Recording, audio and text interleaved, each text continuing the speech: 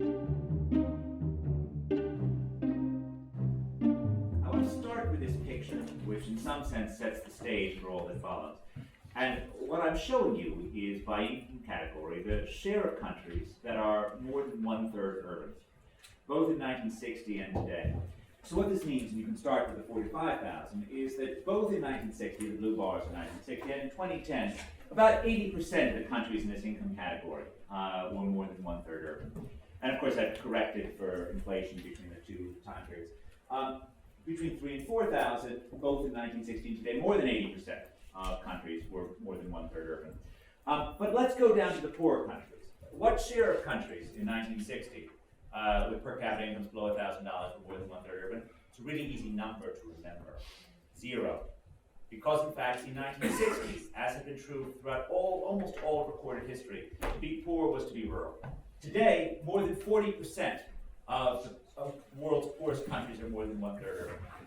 Switch to 1 to 2000, in 1960, 20% were more than 1/3 urban. Today, more than 60% are 1/3 urban.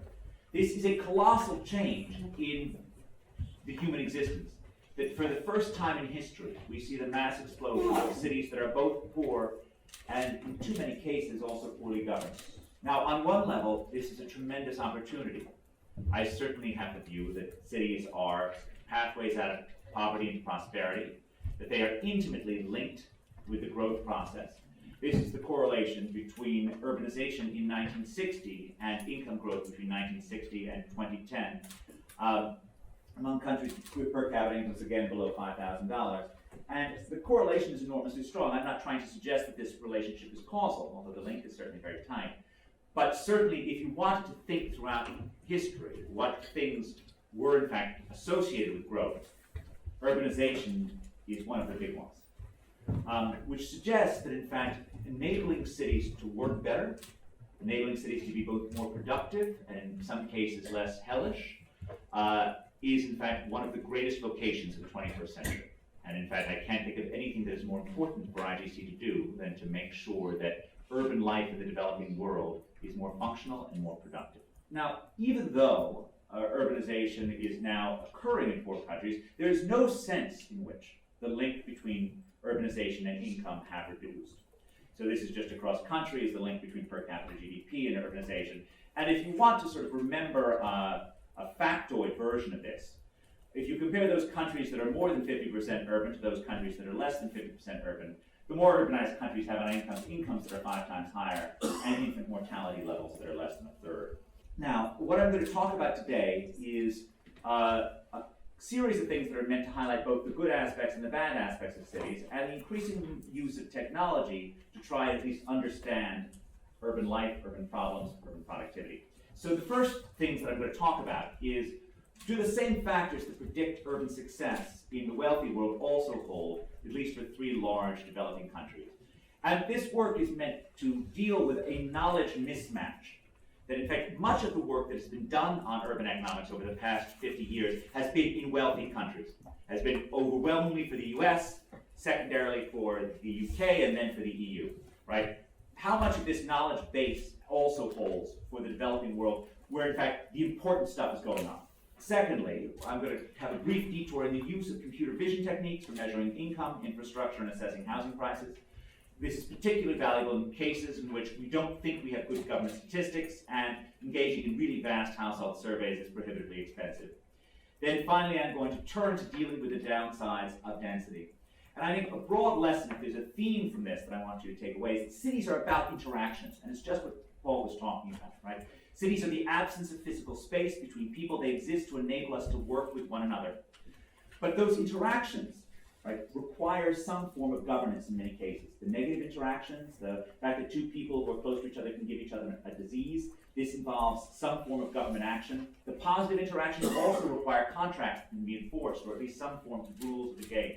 In some sense, an absence of physical space, right, reveals all of the sins of humanity, because it hypercharges us. And an absence of physical space also requires a more effective public sector, and a public sector that actually can govern the interactions that make cities special and magical. If we think about the main facts that we know about cities in the developing world, in the developed world, perhaps the single largest fact is the relationship between density or urban agglomeration, and earnings or productivity. Right? It is the individual level version or the city level version of the cross-country correlation that I just gave you. This is the correlation for the US, and in this case I'm looking at average wage residuals, which means I'm controlling for controlling for individual age and individual education. These are exactly the same plots for Brazil, China, and India. Somewhat amazingly, I'll just show you the coefficients from these regressions.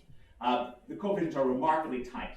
So the top line shows from an urban population regression. You have to read the paper because there are also fairly heroic statistical assumptions for actually making comparable definitions of metropolitan areas. But the coefficients run between 0.05 and 0.0875 for urban agglomeration.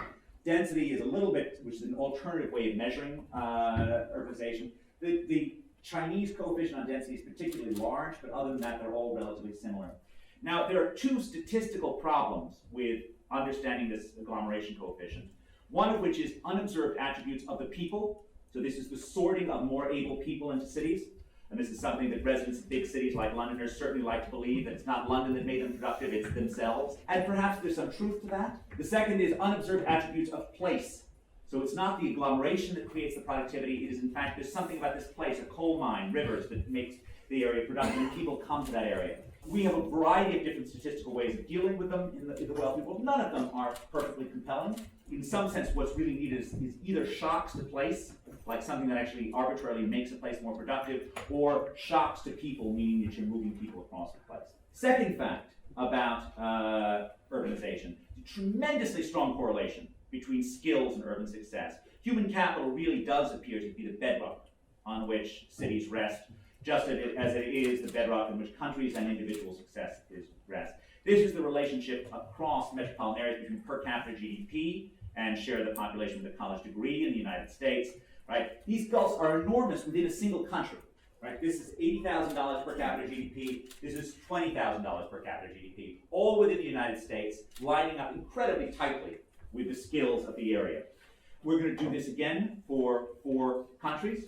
In this case, we're using earnings, not per capita GDP, US, Brazil, India, and China. Of course, you're at a very different skill level, and you also have much less variation actually within the US than you do in the other countries. Let's go to the coefficients. The US coefficients are about 1. 1 means that I increase the share of college graduates, tertiary school graduates by 10%. Earnings also go up by about 10% on average, holding individual years of schooling constant. So this is what economists call human capital externalities. It's meant to hold your skills constant, although obviously we can't control perfectly for the unobserved skills, the fact that Londoners are just special. What are the coefficients for Brazil, China, and India? India is the closest to the US, but India's coefficient is 2. Brazil and China are 4 to 7, depending upon which specification. So if anything, it looks like there are much larger effects of skills on urban success in the developing world than there are in the US. There are statistical debates that one can have about this, but certainly this would not lead you to throw the baby out with the bathwater, to think that somehow or other the knowledge base gained in the West is irrelevant for the developing world.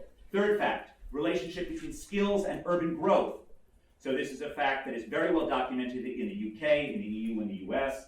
So area skills in 1940 predict growth in the last 20 or 30 years. This is just share of the population with a college degree along the x-axis, and population growth 2000 to 2010 across US counties. In this case, I don't have graphs for you, but I'm not sure the graphs did you much good. In any case, so the US coefficients on income and population growth are about 2, meaning that as you have 10% more college graduates in 1980, you have 20% more growth between 1980 and 2010. And you have about 6% more income growth. Now, what are the coefficients for Brazil? They're huge. They're just unbelievably large. Okay, they just blow up. It's a 3-fold larger population growth and a 20-fold larger income growth, right? To the point in which it's almost implausible. But you certainly wouldn't take this and lead you to think that skills aren't important. They appear, if anything, incredibly important. The China effects are also enormously large, right? Very, very large coefficients on population growth and initial skills. The India coefficients are muted. They're more in line with the US. In part because the migration responses appear to be much milder in India than they do in China and Brazil. So again, the patterns seem to line up, but there are important differences across countries. What doesn't line up across countries? If there is an intellectual framework that lies underneath urban economics in the West, is the idea of a spatial equilibrium, that you can't move somewhere and get something for nothing. So it's the idea that yes, we get higher wages by locating in a dense city, but you pay for it. You pay for it above all with higher housing costs. Anyone who lives in London knows that. But you may also pay for it with a higher probability of catching a disease or longer time spent in traffic jams. All of these are the offsets. So in the US, much of the offset occurs with rents. So this is just a relationship between rents and earnings. This appears to be exactly the same case as in Brazil. The relationship in China is much less. The relationship in India is non-existent. Non-existent. Now, this can either be interpreted as suggesting that India is not in a spatial equilibrium, or that our rent data is crappy, or that in fact rental markets in India are so screwed up that in fact this is just not a useful way to approach this. All of these are possible, but it just raises the issue that some things don't seem to translate while others do. Now, one of the problems with translation is, of course, just data. Data in the US, data in the UK, even more so, is rich, is abundant.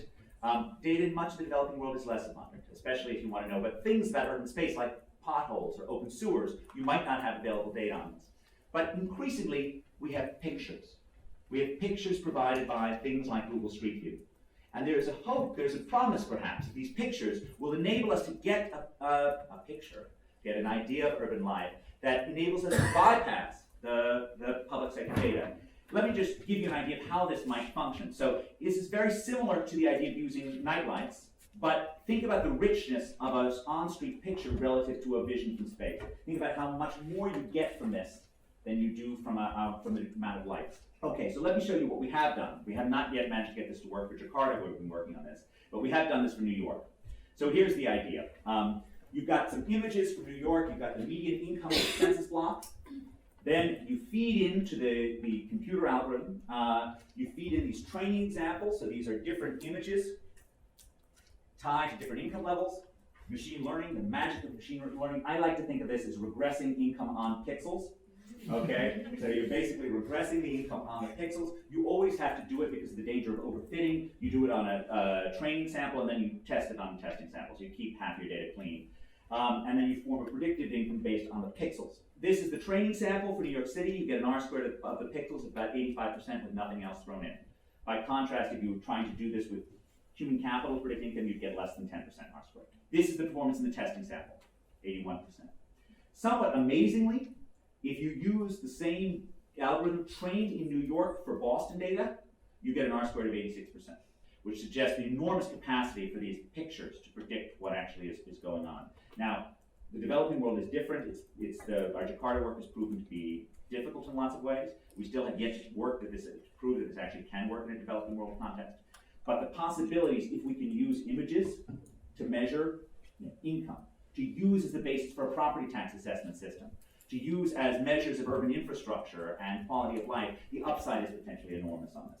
Okay, a last fact that we don't actually know, but it really does feel central to thinking about the cities of the developing world is there's a long-standing hypothesis in the West that, in some sense, the most important human capital at the city level is entrepreneurship.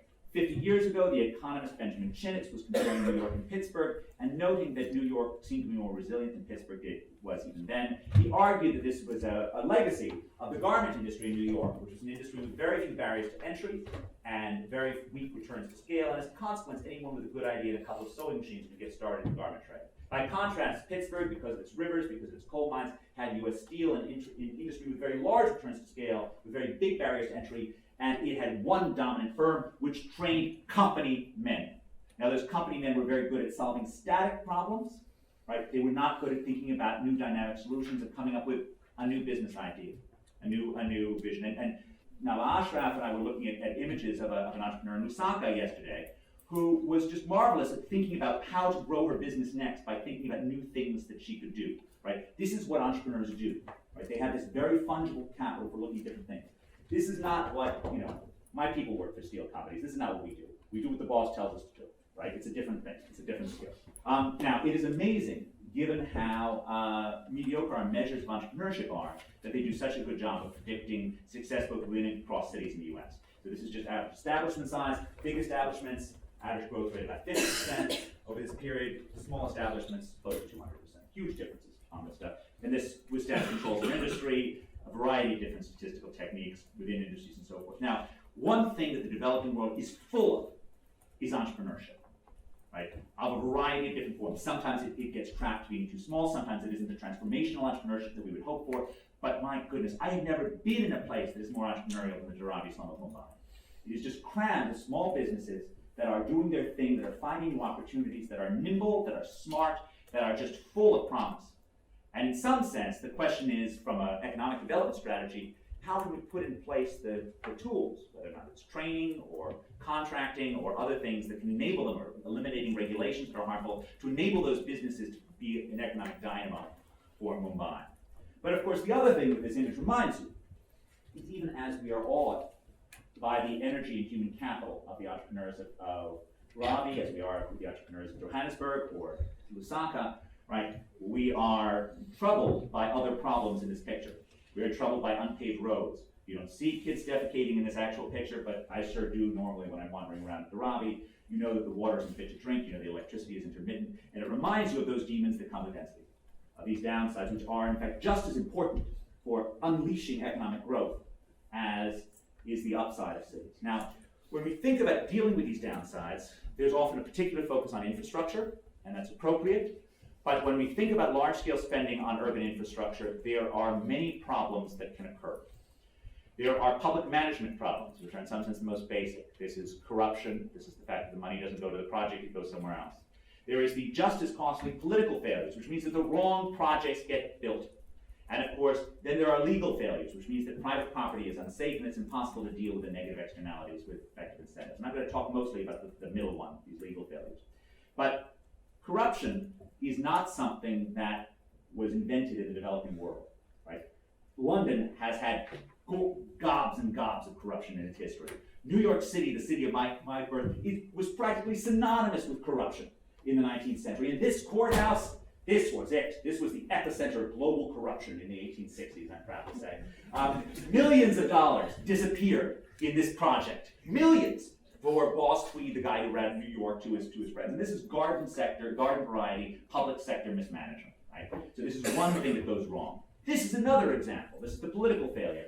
This is a train, this is a monorail for Detroit, built while Detroit was already declining, right? Where it certainly did not need a monorail. It's easy to send buses, right, down Detroit streets at any speed that you want, because the streets are empty, right? Because nobody's there, right? But somehow or other, through the magic of infrastructure design, right, Detroit gets convinced that what we need is a monorail, because that will bring the city back. Why? There's no logic for why it would do this. But they go for it, and it achieves absolutely nothing. Part of it, of course, is that the project is being paid for by the federal government in part, right? And naturally, no one's looking too much at the benefits of it. The challenge of dealing with two technologies, and there are many cases in terms of urban services, in terms of dealing with the downsides of technology, in which there are two parallel technologies that exist. This is particularly common in the developing world because you often have a native homegrown technology, and then you have something that's imported from the West. Okay, so there's a visual of it, right? This is in Johannesburg. This is the Gautrain, right? Very fast, very sleek, very white, right? These are minibuses, slow, cheap, very functional, right? And as you think about how to deal with these downsides of density, be it traffic congestion or clean water, there's a question about when do you want to move everyone from the cheap technology to the expensive technology, or when is the right answer to upgrade the cheap technology and forget about the expensive technology? And the answer is not clear. In the case of actually these two things, there's an old joke that 40 years of transportation economics at Harvard can be boiled down to 4 words: bus good, train bad. And certainly I'm with those who believe very strongly that the bus rapid transit movement has been a tremendous force for good in the world. But the answer may very well be more things that look like this, made safer, made more regularized, rather than that look like this, which is just unbelievably expensive given the state of economic development. I should also always mention on transportation, right, that the behavioral response works against you very strongly. And this is something the economists Gilles Duranton and Matthew Turner call the fundamental law of highway traffic, which is that vehicle miles traveled increase roughly 1-for-1 with highway miles built. If you build it, they will drive it, which is why you have to think from the beginning about how you're going to toll those roads or create other ways that mean that the roads don't become useless very quickly. Now, in the case of sewers and pit latrine, these are from Lusaka, I actually have some sympathy for the view that the right answer is actually to move people to the new technology. That in fact, you actually do want people on a sewerage system, you do want people getting piped in clean water. You don't want to think about, in terms of a large, dense city, using more chlorine as being the right answer for a megacity of 10 million people in the next 40 years. But how do you get people to this new technology? And one of the things that we have in Zambia is the last mile problem. And it's a problem that's probably familiar to many of you in many different contexts, which is that there's some fancy provider, be it the national government or an outsider, who has built infrastructure. Then it's told to the poor people in Lusaka, well, you're supposed to connect this, but it costs you $1,000 to connect. $960 is our estimate of this thing. And they said, thank you very much, we don't want to pay that connection because I've got better things to do with my money than pay for your fancy sewer connection. So you spend tens of millions of dollars in the infrastructure, and poor people don't want to connect. Once again, this is not a problem that is new to the world. This is a problem that we had in New York in the 19th century as well. So I was told a story when I was a child of New York becoming safe. It's a story of engineering triumphalism. It's a story that New York was filthy, it was unsafe, no one could live there. And then all of a sudden, the magnificent engineers built this fantastic thing, the aqueduct. And it connected, it brought in the clean waters of upstate New York, and they flowed down to the city, and all of a sudden New Yorkers were safe, and they could drink clean water, and everything was better thanks to the engineers. Okay? And there's a modicum of truth in that. But certainly, I don't know if there are any time series experts on this. This is the point where aqueduct opens. Does anyone see a trend break in this? Does anyone see a change in trend that's obvious in this, or a level shift in this? I don't. And as far as I can tell, they're having cholera epidemics for 25 years after this aqueduct is built. In fact, my great-great-great-great-grandfather died in this one in 1849, 70 years after the Croton Aqueduct was built. The reason was the last mile problem. New York had it too, okay? Because poor people who lived in New York thought to themselves, this didn't make sense, they're not going to pay for the connections that existed. And even when there was free subsidized water, as there were hydrants, much as there are public wells in much of the developing world. There were hydrants at regular intervals throughout the city, but it was too far. And water is heavy, and so they continue to use the shallow wells that connected to the pits of refuse that lay outside their house, and they died of cholera. Now, 25 years ago, the World Bank told us in the World Development Report that we didn't have to subsidize water, because after all, we had antibiotics to deal with that. I think it is an open question the extent to which that strategy has led to a huge reservoir of antibiotic-resistant disease in the developing world. And that's another pressing topic, I think, for research on this. Together with Nava and Giacomo Fonsetto, we've worked together on a little model, how you think about the right way to deal with this last mile problem and adoption. And it really depends upon the state of legal infrastructure and the state of political infrastructure. So you really have two strategies, one of which is to subsidize, the second of which is to do what New York did after 1866, which is, and I hate to say it, but they imposed fines. So what happened is that it gave a legal requirement for property owners to connect to the water system, and if you didn't connect, you were fined, because it was deemed to be unsafe.